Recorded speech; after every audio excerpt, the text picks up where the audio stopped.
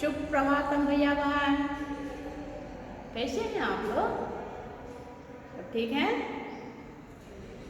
आज आपकी नीता दीदी जी आपको कक्षा 6 इतिहास का पाठ 3 पढ़ाने जा रही है और पाठ का शीर्षक है नगरीय सभ्यता का आरंभ। आज जिस टॉपिक पर हम लोग बात करने जा रहे हैं वह है सिंधु घाटी सभ्यता। क्योंकि इससे पहले की कक्षाओं में मैंने आपको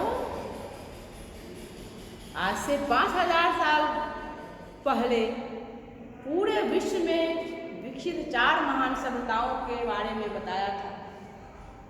इसके साथ ही उन सब का विकास नदियों के किनारे ही क्यों हुआ, इसके कारण को भी मैंने बताया था। क्या कारण थे? ये सारी सभ्यताएं नदियों के किनारे ही विकसित हुई। तो उसमें सिंधु घाटी सभ्यता के बारे में मैंने बताया था और आज उसी सिंधु घाटी सभ्यता के बारे में हम लोग जानेंगे।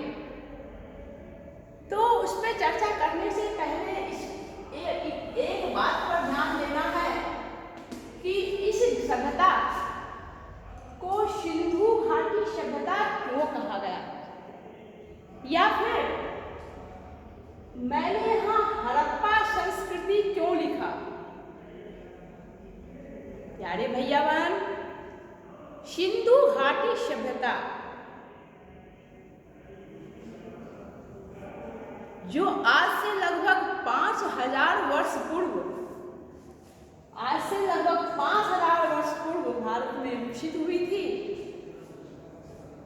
उससे संबंधित जितने भी स्थल मिले हैं, उनसे संबंधित जितने भी स्थल या नगर मिले हैं खुदाई में, वे सभी के सभी सिंधु और उनकी सहायक नदियों के किनारे ही मिले हैं। यही कारण है कि इस सभ्यता को हम सिंधु घाटी सभ्यता के नाम से जानते हैं। इंडस वैली सिविलाइजेशन, सिंधु घाटी सभ्यता। फिर आपका प्रश्न होगा, मन में प्रश्न तो उठ ही रहा हो कि जब सिंधु घाटी सभ्यता दीदी जी आपने बताया, तो फिर हड़प्पा संस्कृति क्यों कहते हैं और कभी कभी हड़प्पा सभ्यता क्यों बोल देती हैं आप? बिल्कुल आपके मन में यह प्रश्न उठता होगा। तो प्यारे भैया बहन, जब विश्व की अन्य सभ्यताओं के बारे में विश्व को पता चल गया था,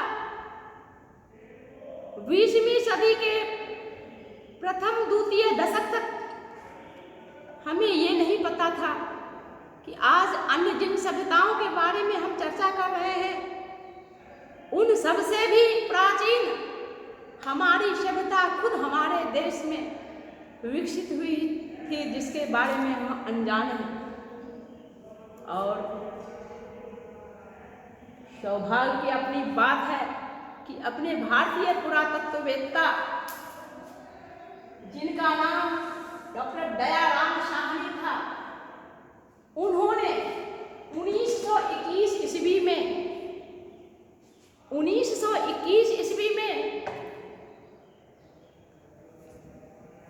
पश्चिमी पंजाब, जो कि अब पाकिस्तान में पड़ गया है, उस पश्चिमी पंजाब में रावी नदी के किनारे एक शहर, एक नगर की खोज की। उनको उस नगर के कुछ अवशेष मिले। पुरातत्ववेत्ता किसे कहते हैं, इसके बारे में आप जानते हैं। जो भवनों, स्मारकों, पुराने सिक्कों, अभिलेखों का अध्ययन करके इतिहास की जानकारी इकट्ठा करते हैं, वो पुरातत्ववेत्ता कहलाते हैं। तो हमारे पुरातत्ववेत्ता डॉक्टर दयाराम साहनी ने जिस नगर की सर्वप्रथम खोज की थी, वह शहर में पश्चिमी पंजाब में रावी नदी के किनारे स्थित था।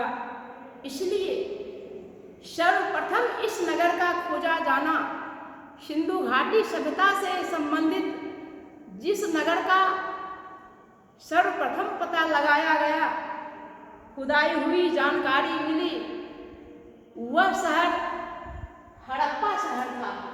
यही हड़प्पा शहर और यही कारण है कि सिंधु घाटी सभ्यता को हम हड़प्पा सभ्यता के नाम से जानते हैं। उसके ठीक एक वर्ष बाद 1922 ईस्वी में एक और नगर के अवशेष खोजे गए और इसका श्रेय R.D. बनर्जी को जाता है। हमारे एक और पुरातत्ववेत्ता R.D. बनर्जी ने सिंध के लड़काना जिले में एक और नगर के अवशेष की खोज की, जिसका नाम मोहनजोदड़ो था। अरे भैया, वहां तो इसका अभी तो दो शहर खुदाई हुई, 2 शहर के अवशेष मिले, 2 नगरों के अवशेष मिले।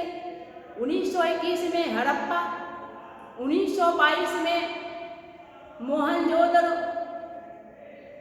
तो ये दोनों के दोनों सिंधु नदी की घाटी में अवस्थित थे, एक रावी के तट पर, जो भी वह भी सिंधु की सहायक थे। मोहनजोदड़ो भी सिंधु नदी घाटी में। इसी कारण ये दोनों के दोनों शहर जो सर्वप्रथम इनके अवशेष मिले, वह सिंधु नदी घाटी में अवस्थित होने के कारण इस सभ्यता को हम सिंधु घाटी सभ्यता के नाम से जानने लगे। और अब इसका प्रश्न आएगा कि सब हड़प्पा सभ्यता क्यों कहते हैं? क्योंकि सिंधु घाटी सभ्यता से संबंधित जिस नगर की खोज सर्वप्रथम हुई, वह नगर हड़प्पा था, वह हड़प्पा शहर था। इसलिए सिंधु घाटी सभ्यता को हम हड़प्पा सभ्यता भी कहते हैं, हड़प्पा संस्कृति भी कहते हैं।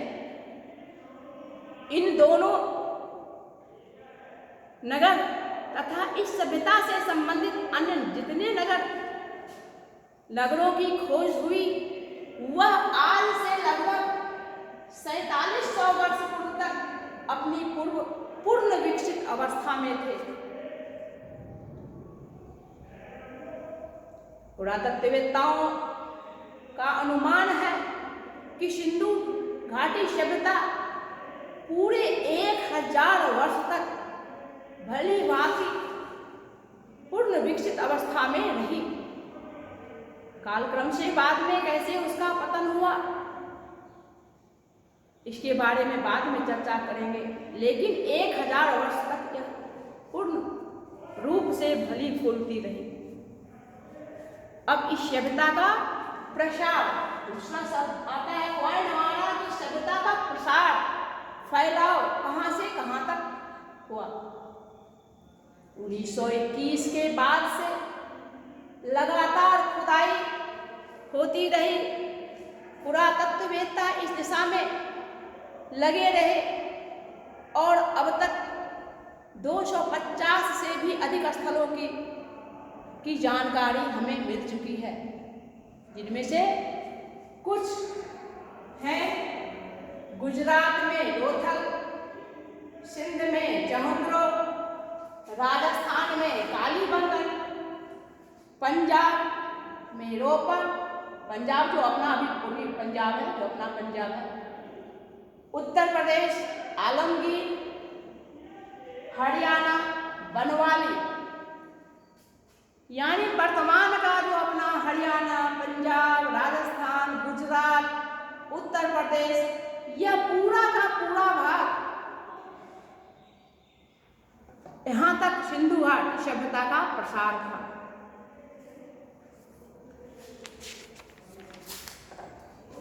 अब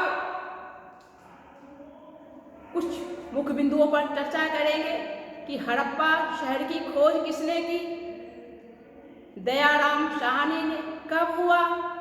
1922 21 ईस्वी में मोहनजोदड़ो शहर की अवशेष का पता किसने लगाया? पुरातत्ववेत्ता R.D. बनर्जी ने। कितने ईस्वी में? 1922 ईस्वी में। हड़प्पा शहर कहाँ है? पश्चिमी पंजाब में रावी नदी के किनारे। मोहनजोदड़ो कहाँ है? सिंध के लड़काना जिले में। यह सभ्यता लगभग कितने वर्षों तक फली फूली? 1000 वर्षों तक। इस सभ्यता से एक प्रश्न और आ सकता है कि इस सभ्यता से संबंधित कुछ अन्य स्थानों के नाम बताइए। और बता सकते हैं मोहनजोदड़ो, हड़प्पा, पंजाब का रोपड़, गुजरात का लोथल, राजस्थान का कालीबंगा, सिंध का चमोदड़ो, उत्तर प्रदेश का आलमगीर और हरियाणा के वनवाली। ये आज के पाठ के कुछ मुख्य बिंदु थे। बाकी आगे की चर्चा सिंधु घाटी सभ्यता, उसकी नगर योजना और जल निकास प्रणाली, लोगों के आर्थिक, सामाजिक, धार्मिक जीवन इत्यादि के बारे में चर्चा हम अगली कक्षाओं में करेंगे। आज के लिए बस इतना ही। धन्यवाद।